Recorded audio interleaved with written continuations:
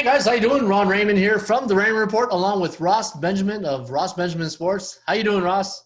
I'm doing fantastic, Ron. How about yourself? Yeah, you know what? It's another day that ends with Y, and we got 12 noon hockey games going. Like I said yesterday, It's I'm gonna an have to put some adjustment. cookies under the tree here today. Yeah, exactly. It's weird waking up in the morning and knowing it's a weekday and you have to attack some afternoon games. Yeah, Uh, just a different environment we're living in right now. yeah, no kidding, right? So Ross, we're going to talk about NBA, and folks, if you are new to the Raymond Report each and every day, what we've done now is we're going to change it up a bit. We're going to do the show per sport. We're going to do a show on NBA, MLB, and then NHL. So this way we don't keep you guys for the full because sometimes we get into these shows and it can carry on, right, Ross? Yeah, yeah. When you're talking about three sports and we go through every game, even though we try to keep it brief on every game, we're also here to provide information. You can't provide information by being in a rush either. So we're trying to find a median here, a happy balance, and this is the way to do it. So look, if you're somebody who doesn't like to bet on hockey, for example, you got the NBA and the Major League Baseball video you could watch on a daily basis. And if you don't like Major League Baseball and hockey, you could watch the NBA podcast. So we're making it easy for you so you don't have to sit through listening to two other sports possibly before you get the sport you want to hear about. Yeah, exactly. So Ross, we're going to kick it off here. We're going to go to the NBA. I'm going to do a screen share. We're going to do the market watch like we always do with the SBI. And if you're new to the Raymond Report, the SBI stands for the Sports Betting Index. And what we do in this segment is we follow the lines or what the bookmaker needs or the sports betting industry, just like the stock market, to see exactly what the bookmaker needs or what's coming in. And we talked about it in baseball. Baseball favorites are absolutely, it was just green everywhere. Now we're seeing a lot of yellow, and that to me means we're in a fair market market for the NBA, Ross. And if I look at the 7-day average, 50.6%. But again, I don't think we've done 70, so we're almost there. We're at 6. But look at the 3-day average, 50-50 for favorites. That's straight up. But let's take a look at this side here. Look at the underdogs here, Ross. 33.3% of the favorites to come in, but 66.7% of the underdogs. 54.6 so far at the beginning of the restart. Underdogs are having their days right now after a let me see here, 0-6 yesterday for the underdogs. Hey, and you know what, Ross? I'm sorry to say, but these LA teams right now, they look like fool's gold right now. Everybody's talking about them being the favorites. They're looking beatable. Very, when the LA Clippers don't show up yesterday against the Phoenix Suns, maybe it's time to the Doc Rivers go, uh-oh. Yeah, I mean, and again, it's urgency, right, Ron? I mean, they pretty much are locked into the number 1 and number 2 seeds in the West, as opposed to a team like Phoenix, who's trying to get themselves in the mix where they're at least going to get a playoff game, at least one, because what happens right now in the climate we're living in the NBA is if you're within 3 games of the number 8 seed as the number 9 seed, you're going to have a 1-game playoff against the 8 seed. So, yeah, that's the only sense I can make out of it, Ron, because clearly both of those LA teams on paper are much better than the competition. But, they're pretty much locked in, like I said. And these teams, you got to watch these teams that are looking for a possible playoff berth in the West, hovering around San Antonio, Phoenix, those types of Memphis, New Orleans that are battling for a playoff spot right now. They're going to be playing with much more urgency and desperation, Ron, than a team like the Clippers or the Lakers. Yeah, and we want meaningful games, right? Like to me yesterday, it looks like some of these teams are like Milwaukee, like melded in. Like yeah, I mean, the 19-point favorite they closed that. Yeah, and all credit goes to Brooklyn on sure the W. Yeah. But the thing is, my concern is that we had this restart with everybody was excited, and the first couple of games people were really trying to play to win, and now I always say there's a honeymoon stage to everything. And I'm wondering if this honeymoon stage is starting to kick in the bubble, and teams like the Clippers, the Lakers, the Bucks, the Raptors, they're still playing to win.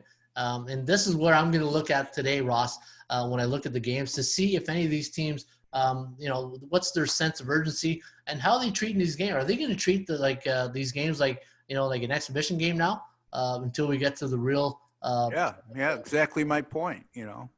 You're right, Ron. And in Right. Milwaukee, you got to look at Milwaukee too. I mean, they didn't finish very good before the break. I think they were 0-3 straight up in ATS before the break. But for them to lose as a 19-point favorite against a Nets team that's just ravaged by COVID-19 cases and injuries, that goes hand in hand with what we're just saying. A team that's right now playing for something. A lot of guys out to prove a point. Maybe they deserve a roster spot next year. And a Milwaukee team just waiting to get to the playoffs. Yeah, Milwaukee 2-5 in their last 7, going back to March 4th, and losing. Losing. Yeah, you're right. And how many games have they lost all year? I mean, and 5 of those losses have come in their last 7. So I think they've lost 14 games all year, if I'm not mistaken. And if you're a fan of NBA, Ross, I think games like this here, Memphis taking on Utah, these are teams that are really fighting to make the playoffs. Looking at Utah there, I think Utah, though, they're pretty okay. Yeah, they're pretty locked in, I think, as a number 4 or 5 seed. Yeah. So bookmakers here made Utah today a 5.5-point neutral court favorite. Over under set at 225. ATS forecast, the computer pick. Going to lean with the Jazz here, 115.01, 108.6. The over under at 223.61. Now the chance of covering. The Memphis Grizzlies are really having a rough time here. They've lost 4 straight going back to the COVID break. They haven't looked, except for that first game they played, they look okay. But looking at this team right now, they have a 74% chance of covering today against 61 for the Jazz, who lost 116-108 in their last game against the Lakers. And Memphis, Zion had the better of that game against Morant here, 109-99. What do you make of this one, Ross? Well, I think Memphis is dangerous in this spot, and the line speaks volumes to me. I mean, 4.5 or 5, Utah, as we alluded to, much higher in the standings than Memphis, a way better record. Yet Memphis 0-3 since the restart. But you got to look at take away that loss against New Orleans. The first 2 losses, they lose by 2 points and they lose in overtime. So this is a team that's not really getting blown out, Ron, per se. Yep. And right now it's getting late early for them because that number 8 seed that they had is starting to fade with this 0-3 stretch. Yeah, no, you're right. And looking at the lineups here today, Ross, one guy that I've noticed is, he's injured. He had a lot of injuries. Mike Conley, he's been playing pretty good right now. He's been noticeable in his game. Rudy Gobert, Mitchell. So Utah's got, some power here. But looking at this game, I'm going to have to look at it a little bit more in depth. 60% chance of this game going over the total today. The forecast likes it under. So a little bit of a conflict in numbers right there. And this is what I mean with the Raymond Report, Ross. The Raymond Report is built on 3 key fundamentals: value, the percentage play, and performance cycles. And what you look for in the Raymond Report is indicators and things like this: 60%. A neutral team against a C bearish type teams.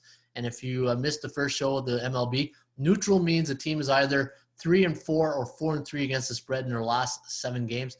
And we look at the teams like the stock market. So you know what, Ross? This will be an interesting one. Tip-off 2:30. Philadelphia 76ers taking on the Washington Wizards. Now, Sixers, again, something, they're not really dominating teams right now. You got to give credit to Pops and his team for the Spurs for really showing up this tournament. I call it a tournament at the bubble. Minus 10.5 is the number here today, Ross. 230.5 is the over-under. The forecast going to lean with the Sixers here. 121.75, 116.59. The over-under at 238.34. 75% chance of covering for the Wizards, 60% for the Sixers, and a 40% chance of going under the total. Yeah, a high number for a team like Philly that's playing absolutely no defense. I get it that Washington's without their 2 best players, possibly their 3 best players right now. But I just can't take the 76ers serious. Ron, putting this game aside, you look how they played defensively over the last 5 or 6 games. Also look at the fact that their record is padded by 29-2 at home. So they're playing at a neutral site the rest of the way. I just the combination of the lack of defense and them not being very good on a neutral and away court leads me to believe they're going to be an early exit in the playoffs. I would love to see Allen Iverson just walk in that room prior to today's game and just give it to them.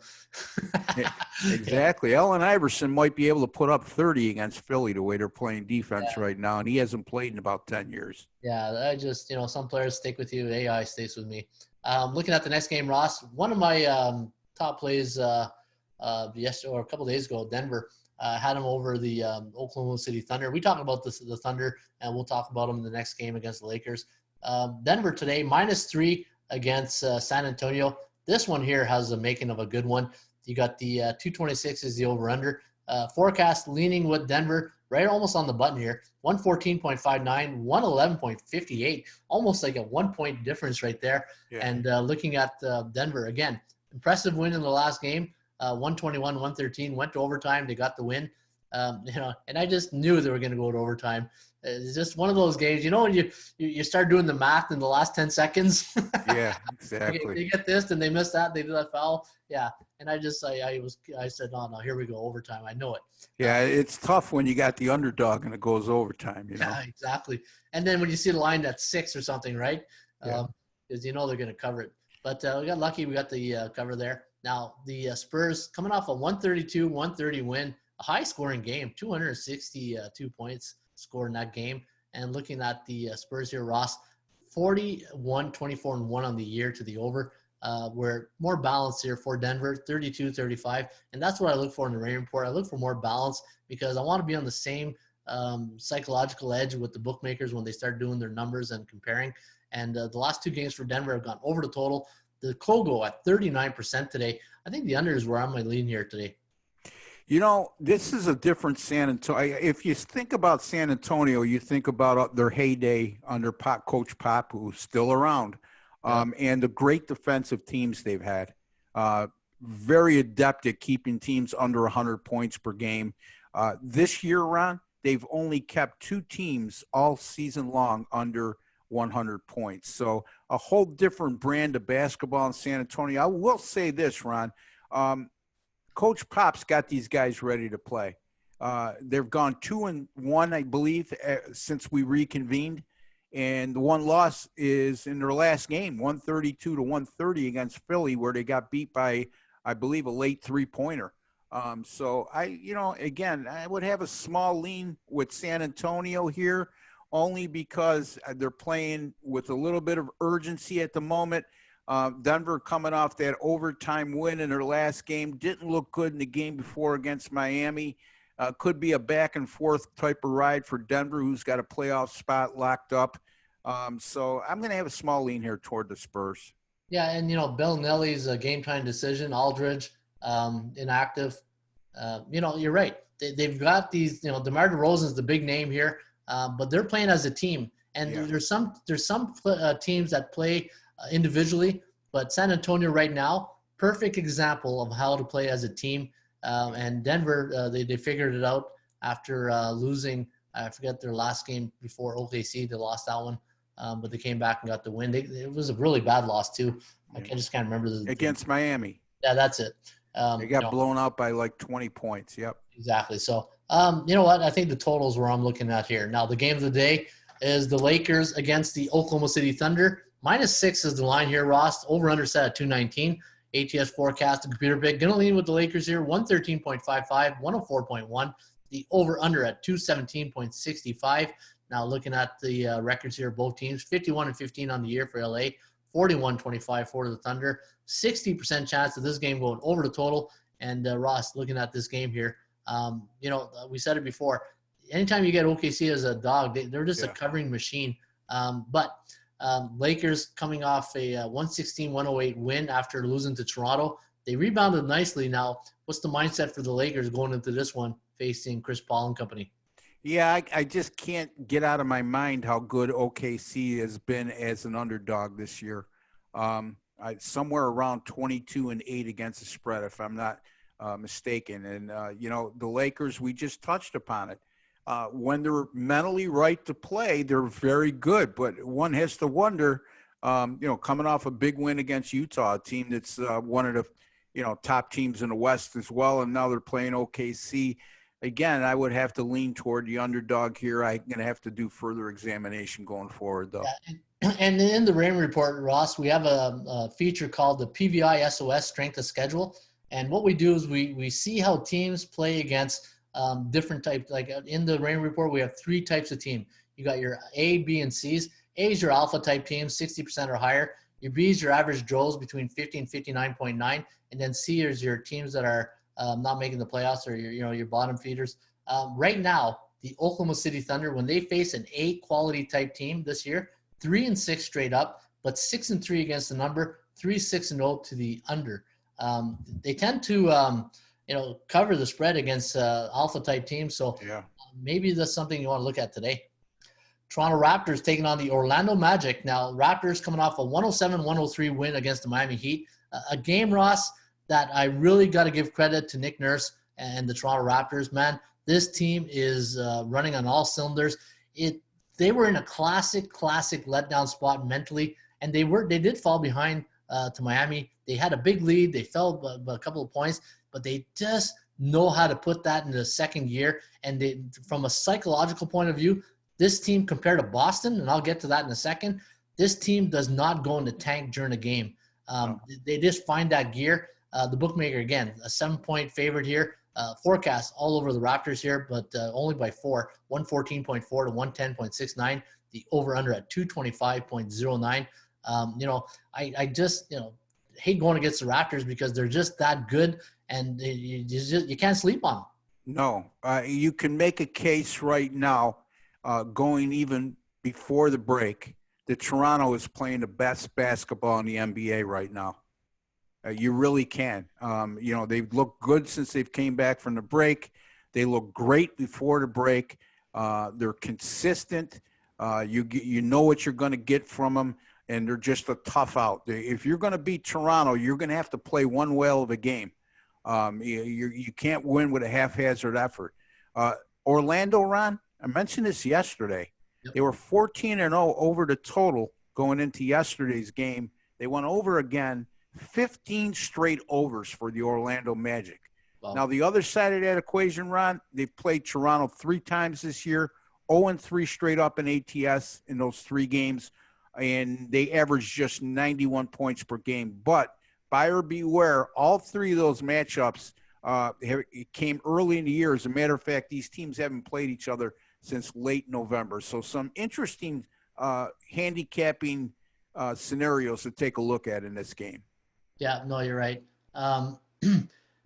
Toronto is just right now, Reggie Miller said it best. They're probably one of the best teams right now to win the and when you got LeBron James giving them credit, he's a super athlete, power star in the and Toronto just didn't skip a beat. They just all right, next man up, and they're deep on the bench. Gasol could go out, Ibaka could come in. Van Fleet, Powell, they got power. They got some power off the bench, and their bench is almost as good as some of their starters. Yeah, and you know what? Not a huge star that they have on that team, and they're playing as a team like Ron alluded to with San Antonio. Only Toronto has much more talent, and they're the defending champions. And we talked about Milwaukee, Ron. I mean, 2-5 in their last 7. On the other hand, here comes Toronto, and the number 2 seed, playing excellent basketball down the stretch. So I like Toronto as the best team, definitely the best team in the East right now. Yeah, and obviously me being from Canada, and that's my team, and I follow them religiously. Kyle Lowry right now is showing exceptional leadership on this team. And if there is one, I don't want to, start having a love in here of the Raptors. If there is one weakness right now, and it's, I shouldn't even call it a weakness, but if there's one thing that I've noticed that Pascal Siakam right now has not played in his last few games like he has like last year, right? He's doing all right, but he was more noticeable last year, and right now, I don't know what's up with him. Yeah, you're really reaching you're really reaching to trying to find a weakness if that's it. Yeah, it's just like if you're being critically You know, you want to, The good part about that equation is guys are picking them up, so yeah, they'll exactly. come around eventually. And the Brooklyn Nets, big win yesterday over the Milwaukee Bucks, 119 to Go 1. figure. Yeah. Hey, you know what? Every dog has his day, and the six dogs had their days yesterday, right? And like I always say, they were smiling like a butcher's dog yesterday as they got that win. And Boston. Now, to me, and I mentioned this in my earlier podcast when I do my videos, this Boston team, from a team psychological point of view, they have to get used to taking care of the momentum shifts that happen during the game. Like when they go in the tank, they go in the tank. Yeah. But they, to their credit, they did come back 2 games ago when they were, winning by 24. Then they were losing, and then they came back and won that game by 4, I think. But you know what? Either the Stevens, the coach, has got to find a better way to manage his players. And every good coach, I always say this, every good coach should know the pulse of their team and know which button to push. And right now, I don't think Stevens is doing a good job managing the momentums and the ups and downs of the Boston Celtics emotional train that they're going through right now.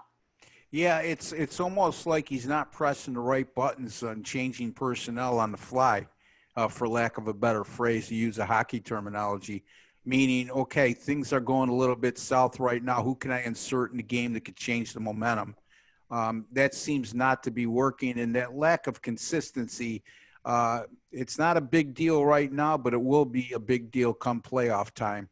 And the Brooklyn Nets, you got to give them a lot of credit. 19-point underdog yesterday. Yes, we did talk about Milwaukee has struggled lately, but not to the point where they should lose as a 19-point underdog against a team, if I'm not mistaken, Ron, and I'm going to go out on a limb here and say they're probably half of their roster right now played in the G League at one time or another this year. Or the tournament, so, that ESPN tournament. Yeah, exactly. So, again, sometimes in sports, every time you think you saw it all, something like what happened yesterday in the Brooklyn-Milwaukee game happens. Yeah, that's why we love sports, right? Yep. Bookmakers made Celtics a 7.5-point chalk today, over under at 228. Forecast, going to glean with the Celtics here, 122.55, 113.07. The over under at 235.62. So it does like it to go over the total. 42% chance, however, of the Kogo going over, meaning a 58% chance of going under. And Ross, 42% chance of covering for Brooklyn, 72 for the Boston Celtics. And, okay, it's the Brooklyn Nets. They don't have half their players, but Boston has to come out and make a statement today and say, okay, you know what? We got to put the pedal to the metal here and have a convincing win. It can't be a win where they just win by 4 or 3. It's got to be a 15, 20-point win. I think it's a good spot for Boston. And again, it goes to my theory that I like in the NFL when you have a team coming off a straight up an ATS loss against a team coming off a straight up an ATS win, especially a double-digit underdog straight up win like Brooklyn. I mean, I just can't believe they're going to put 2 games together in a row like they played against Milwaukee and Boston coming off that loss. That might have been the worst thing for Brooklyn in this matchup is Boston losing against Miami. I would have more of a lean toward Brooklyn if they won that game versus Miami. But right now, I just think, like you just alluded to and touched upon and indicated, Ron, over the course of the conversation on this game, that Boston needs to wake up, and this might be the moment they do. Yep. So there you have it, folks. That's the Rain Report NBA edition today for Hump Day, Wednesday, August 5th. Hopefully you guys enjoyed that. Now, Ross, before we go, where can people get your selections if they're interested in getting your picks for today's games?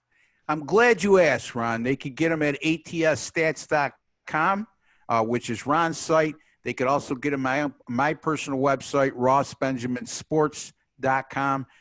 Since the NBA has reconvened, I've really selected my spots, Ron. I've been real careful, and it's paid off for me as I'm 3-0. In the NBA since the return of play. Slow and steady wins the race, right? Yes, sir. Hey, great job, Ross. And again, you can get my top plays and the Rain Report on every of all the games today in the NBA, MLB, or NHL right here at atsstats.com. For Ross Benjamin, I'm Ron Raymond of the Rain Report.